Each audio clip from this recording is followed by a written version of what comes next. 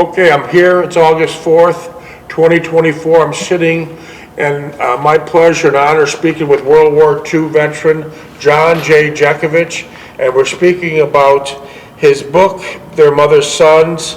We're on chapter 13. We're on page 373, and we're talking about his getting released from the hospital in Paris after he was shot up twice and sending back to the front line, but there's a lot in between before they send him back. And keep in mind, this is the 274th docu-series, and there's also 9 pages of Mr. John Jeckovich's book. And keep in mind, there was 16,400,000 young men and women during the World War II.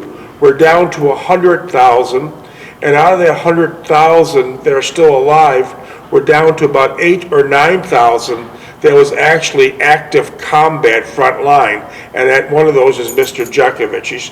He survived a sniper bullet plus other things, and we're lucky to say he's here in great health. His knees gave out, but he could read a newspaper without any glasses, and he's in fine physical shape, and he's knocking on the door of 100. And so if you have any questions or just to say hi to this World War II vet, John Jeckovich, text us at text 407-366-0000, 407-366-0000, or as we say in South Carolina, good old South Carolina, we say 407-366-double-ought. 407-366-double-ought. So here we go, Mr. Jeckovich. Before we start, I need the passcode. What's the passcode? Tax code. Dog tag number. 4292965. Right on the money. That opens it up. I'm going to continue reading, but let's pick up on our conversation we just had a few minutes ago. We're talking about your father, how he didn't allow anything but English speaking at the house, how he worked at Carbrundum. He came from a small part of Russia, which was probably the coldest part of Russia, and they're all hard-working men there in these horrible condition factories, and they worked these young Russians 18, 20 hours a day, without a doubt. There was no labor laws there. Yeah. So when he came to the United States, he brought his hard work ethic.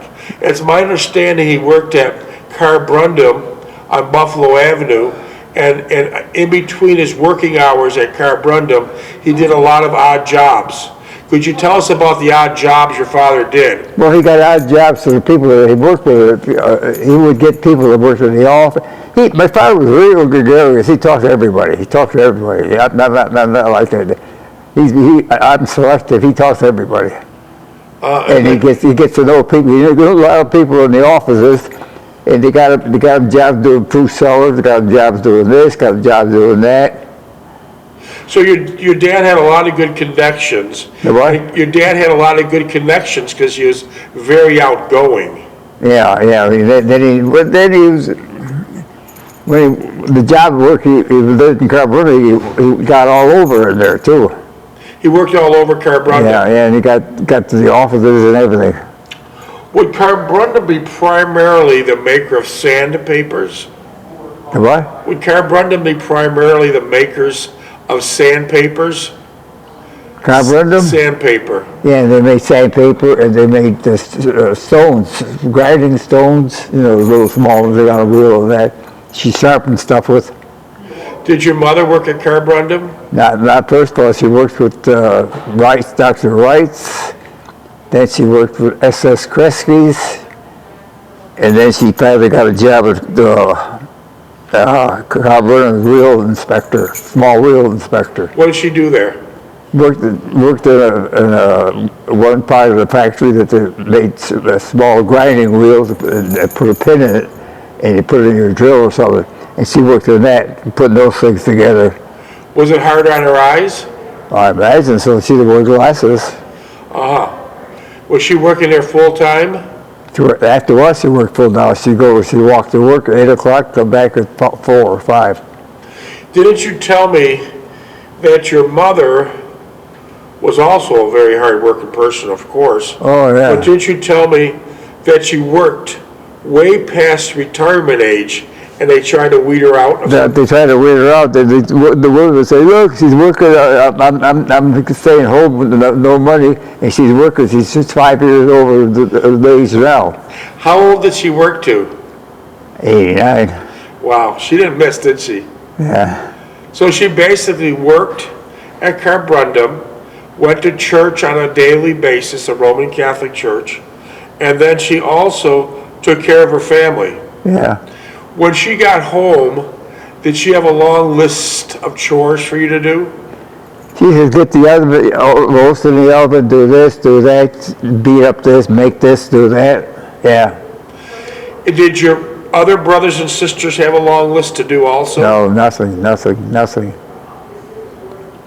Was it ironic you told me that when you're in a hospital recovering from these wounds, and they're actually life-threatening wounds, that you finally had the privilege of using a phone in Paris to call your mother, and she was happy to hear from you, but she also said, when are you coming back? We have a lot of work to do around here. My mother said that, yeah. Tell us how that went. How'd she exactly, did she say it to you?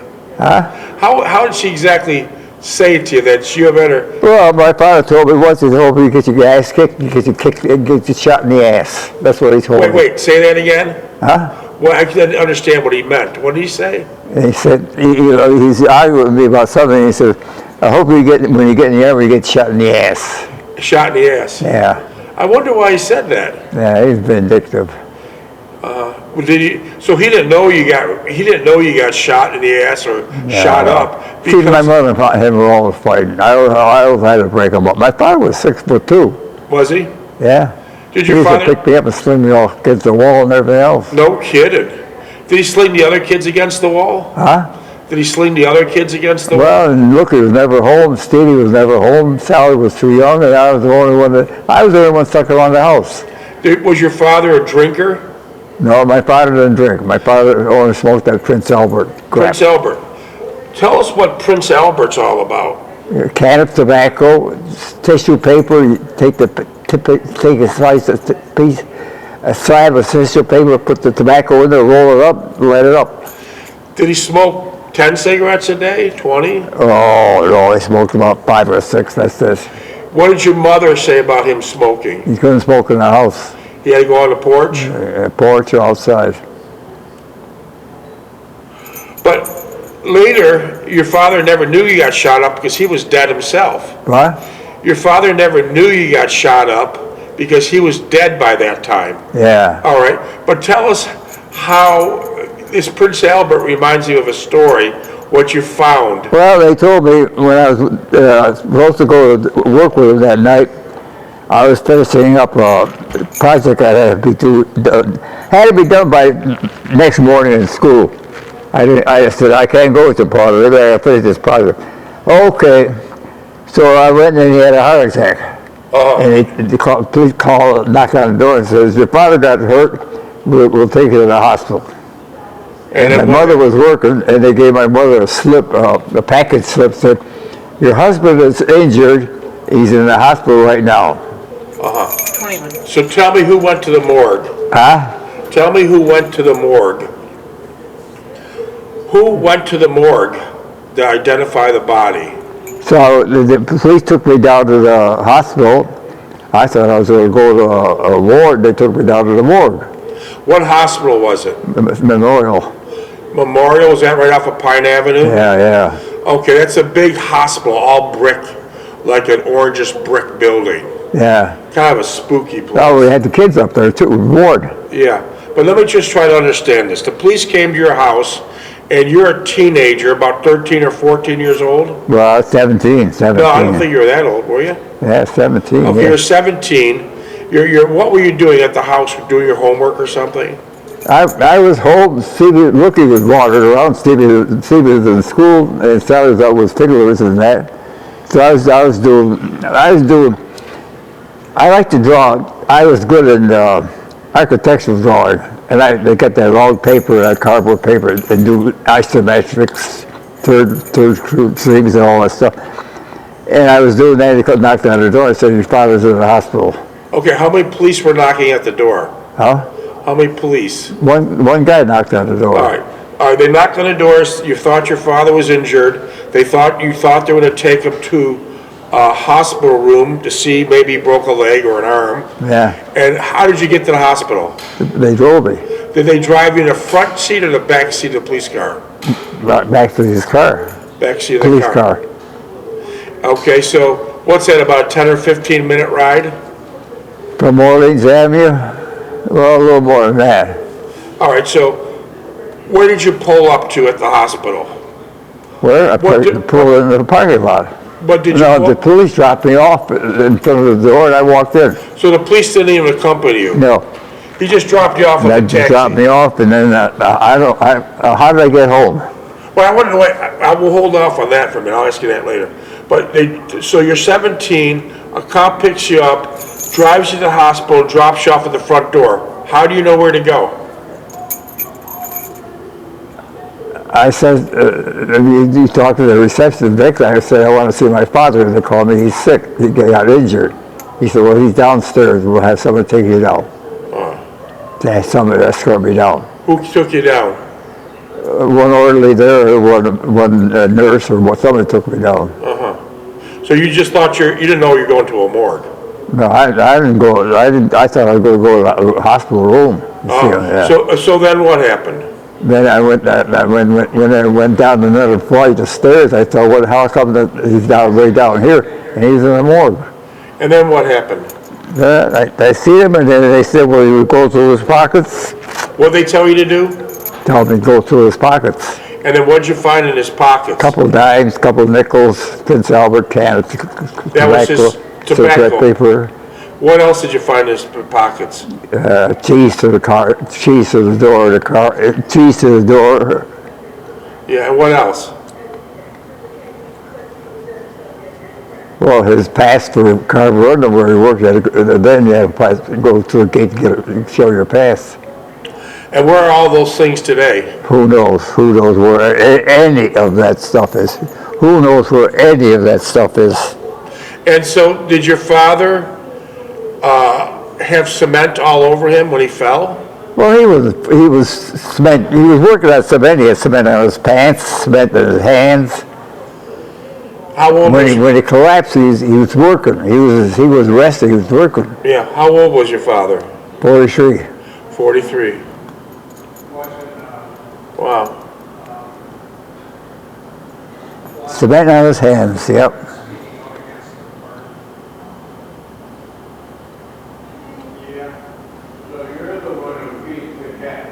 See, I was the only one I was the only workhorse. I was the one that anything that happened over there that my father grabbed me. He wouldn't grab Lookie, he wouldn't grab, well, Stevie was never available anyway. Lookie was never available either. Lookie was half drunk all the time. So Lookie was drinking underage? Yeah, he's drinking underage. Puke all over the floor. My mother said, you get that cleaned up before you go to school. Me, get that cleaned up before you go to school. Yeah. Yeah. 16.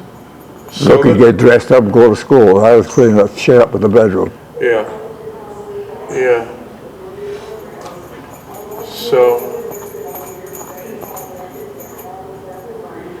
So from there, your mother continued working at Carborundum, and you continued to do the work that you were doing before you went into the service. No, I worked at Kresge's before I went to the service. What kind of work did you do there? I was a stock boy. And you were like 16 or 17? 16 or 17? Yeah. How'd you get there? Well, I had a car then. I had a small car then, yeah. Where did your brother Lookie work? Where did he work? He worked in the bowling alley. What did he do at the bowling alley? Pull pins. That's a hard and noisy job. Yeah. No, A lot he got into the wrong company and everything else. Where do you meet the wrong company? At the bowling alley? Huh? Did he meet the wrong people at the bowling alley? Yeah, I did? No, Lookie. Oh, yeah. You got the wrong crowd there. Yeah, but a lot of people listening don't understand. When you're working in a bowling alley back then, back 80 years ago or so, you're sitting behind the pins, and then when a customer rolls the bowling ball, it hits the pins very loud. You have to jump up from that little hole you're in, and behind the pins, and reset them really fast so the bowler could do it again. Yeah. That's a hard job, a noisy job. Yeah. I don't know if you could. I didn't do it long anyway. I don't know if you could find anyone to be a pin setter today. I just don't know. Thank God they're all automatic, right? Huh? Thank God the bowling alley's all automatic now. You don't have to subject the little kids sitting in that little pit and then jumping up and restocking the pins. That's a hard ass. Well, I was 17 then. Did you work at the movie theater also? I was an usher, yeah.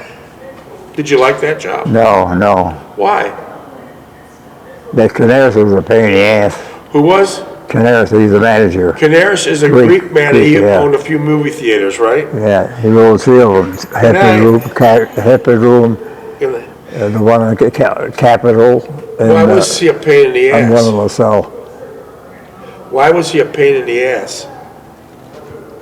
Why was this Greek manager a pain in the ass? Well, he's old-time core. He wanted something done his way. And then when he had that job, he said, look, I got someplace else. I'm going to tell you what to do. Did he come from Greece? Was he an immigrant from Greece? Greek? Canaris, the owner of the movie theater, did he come from? Oh, yeah. Uh-huh. Well, I don't know if he was born here or where his mother and father brought him here. I don't know. Was the movie theaters nice? Huh? Was the movie theaters nice? Capitol was what they had better music coming in after a while. Because you sit in the theater before the movie goes on. You sit there in the quiet theater, and then somebody got there, they put a wrestling thing in there and had music come in. And what would happen? What would happen when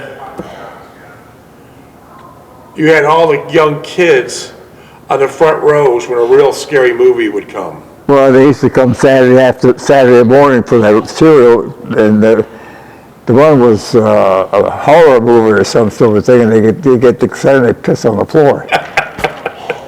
And Claire said, John, get that piss cleaned up like it's smelled all the way up here, and get that damn gum off the floor. No, that was Landis. Wait a minute, so what'd you have to do, run with the vacuum cleaner down there and get the piss off the...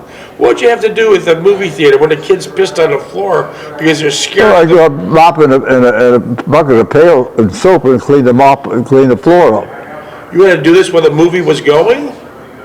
No, after the movie shut down at 10. I mean, those he just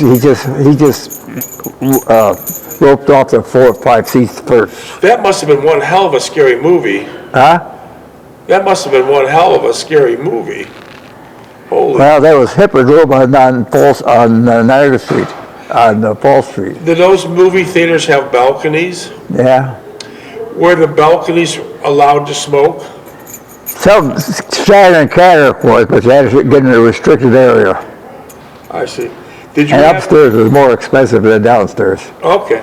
Did you have many kids trying to sneak into the movies through the back door?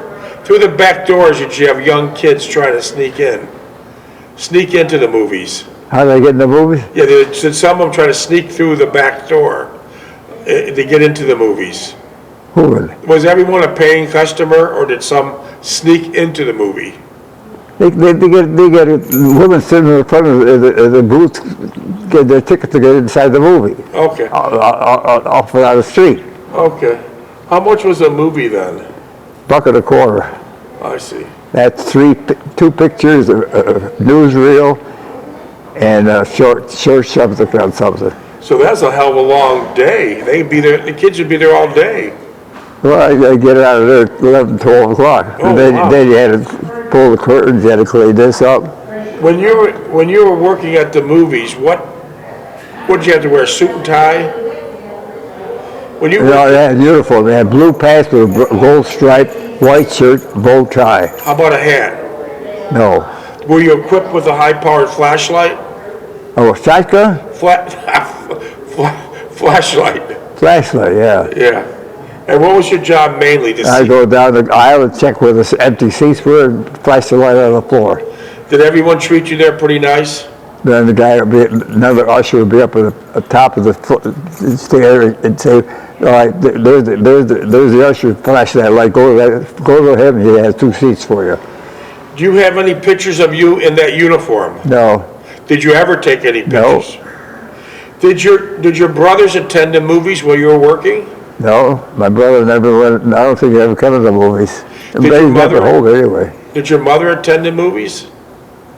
She went to the movies, I went with her Tuesday night for the dish. She went for the dish. Okay, so your mother went to the movies because they're giving out a dish every time you would buy a ticket, and so your mother was making a dish collection by the number of times she went to the movies, right? Get the dishes, yeah.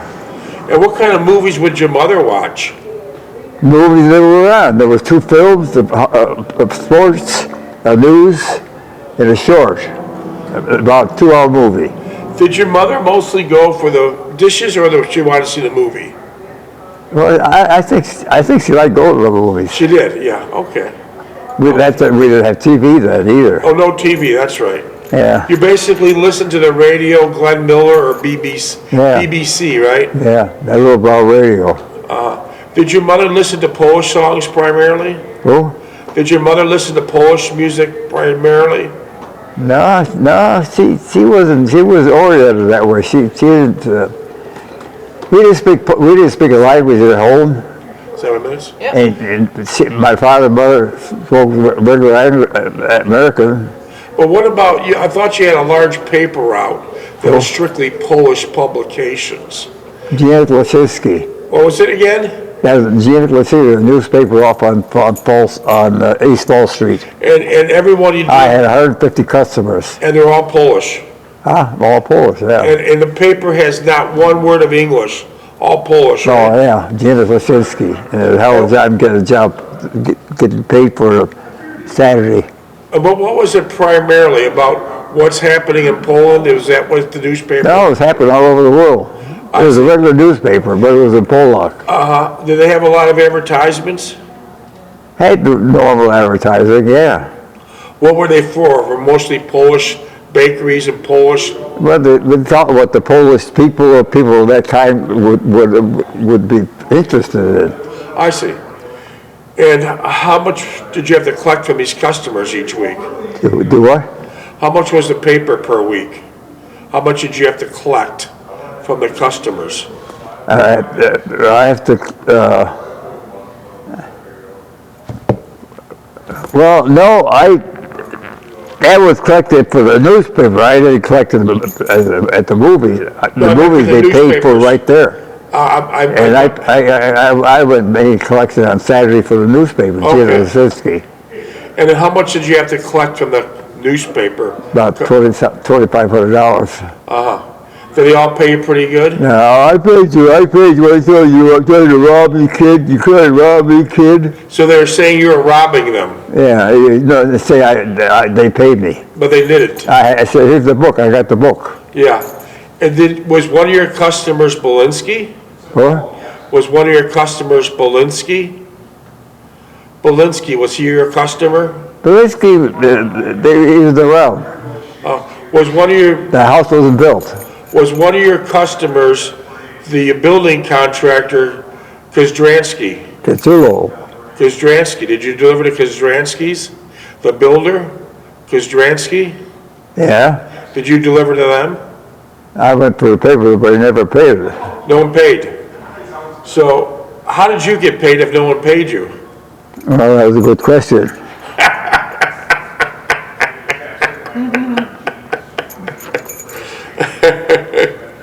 Oh, wow. Some of the people owed me 3 weeks, 3 times. No kidding. In your neighborhood, were there mostly Polish people or Italian people? Italians on one side and Polacks on the other. No kidding. How did that work out? Yeah, all Italians were on one side, and the Polacks and the French were on the other side. I see. French. Is that French Canadian? Yeah, there weren't too many French there, though. Wasn't the lady you plowed for Lapine French? What? Wasn't Lapine French? Yeah, she's on the corner there, You yeah. plowed for her, right? Yeah. Do you remember plowing for her? Who? Do you remember snow plowing for Lapine? Lapine. The father? Did you plow the alley in Lapine? I plowed the alley? Yeah. Yeah. And then Lapine? Yeah, she said you're putting it right in front of my street, my sidewalk. That was nice that you plowed that alley for free. Yeah. That was nice. I went right around. By noon, that alley was dry as a button. Yeah, so they could take their car and get out of the garage. Yeah, get that all rutted up. Oh, that was nice. That was really nice. Wow. That was really nice. And later when you got out of service, you worked at Kimberly-Clark. Did you drive to work? I never drove to work, never brought the car where I always walked. Never worked. 35 years. For 35 years, yeah. And what about heavy snowstorm? Heavy snowstorm, what would you do? The what? If there was a heavy snowstorm, how'd you get to work? Just walk in. How about if it's a thunderstorm, raining like hell, how'd you get to work? Just get to work. Walk. Wow. No, I don't think I ever drove that car in that parking lot. Never once. No. I'll be damned. That is so interesting. They'd be coming out of this. Johnny wanted to lift us, and now I'm walking. You would walk, yeah. Yeah. They all stopped at the red spot. What was the red spot? There's a beer tavern. Is that right next to Kimberly-Clark? No, it was on going down Packard Road. There was a street where the school is now. 39th Street. Yeah. So you mean the red spot was basically a tavern, and then when the workers got off, they went right there? They're back in right there. And stay 3 or 4 hours and go home and sleep, and they could go back to work. Wow. Did the workers also go during their breaks?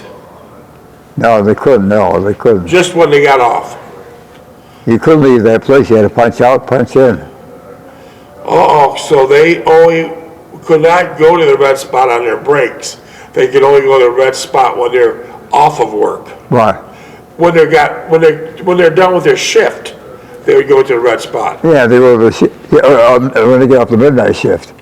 Did they all ask you to go to the red spot? Yeah. You had no interest, right? Yeah, I said, no, I gotta go. I'm going home. I gotta go home. Yeah. Is that where you met Clyde at Kimberly-Clark? No, I got Clyde. Was that when I had the nurse, when I had the laundromat, or yeah, Clyde worked at Kimberly. Yeah, he was cutting cords. Yeah, he was cutting cords. And you met Clyde at work. Yeah. And then you hired him to work at your laundromat, He right? never showed up though. But you paid him and he never showed up? He never showed up. Then I forgot about him. What finally happened to Clyde Kuntz? Huh? What finally happened to Clyde Kuntz? What finally happened to him? What happened? Where is Clyde Kuntz? When's the last time you seen him? Oh, he come home and dumped all his garbage in the back seat of my garbage can. Wait, he came to your house and he did what? He emptied out the trash in your house? Yeah. 40 seconds. Well, he'd go back and forth to Pennsylvania and leave their stuff in the back seat. Oh, wow. That's the last time you seen him? Well, yeah. I didn't go to his house. He wasn't married either. I don't think he ever got married. He used to go to Canada a lot. Wow. That's amazing. Clyde Kuntz. Seconds? About 20. We'll pick it up tomorrow? Yeah. Okay, we'll pick it up tomorrow. Huh? We'll pick it up tomorrow. That's 2 tapings today. Huh? We already did 2 tapings, which is good. To what? We did 2 tapings already today, which is good. Because we've been What doing. time is it?